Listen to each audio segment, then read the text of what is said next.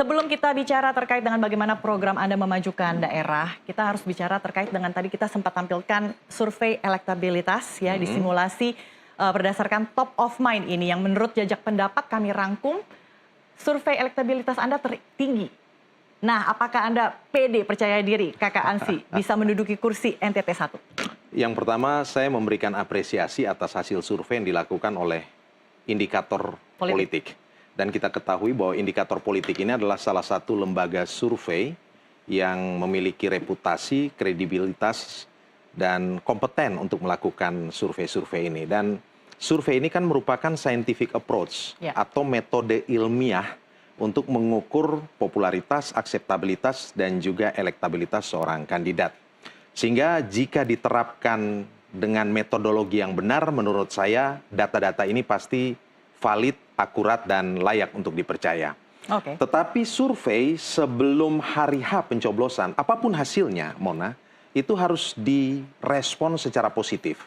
Maksudnya begini, kalau hari ini posisi saya berada pada posisi teratas, saya tidak boleh takabur dan jumawa. Artinya ini adalah posisi yang sifatnya sementara, fluktuatif, dan juga dinamis. Kalau posisinya masih berada di papan tengah, mungkin ada hal-hal tertentu yang harus dibenahi. Dan jika posisi di papan bawah, harusnya juga tidak perlu pesimis, karena waktunya masih ada. Tetapi poinnya adalah kalau saya lihat tadi, tenggat waktu survei ini dilakukan, itu saya lihat antara tanggal 9 hingga 14 Juli. Itu seminggu sebelumnya saya baru mendapatkan surat tugas.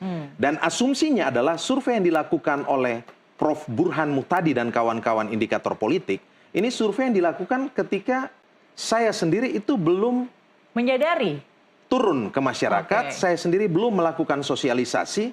Kalau saya baca hasil survei ini, tampaknya survei ini merekam aspirasi publik semata berdasarkan rekaman mereka atas kinerja saya sebagai anggota DPR RI 2019-2024. Karena apa? Karena sebagai bakal calon gubernur NTT, saya baru 1 minggu mendapatkan surat tugas dan masih repot urusan hal-hal penting di Jakarta dan belum sempat untuk turun ke masyarakat.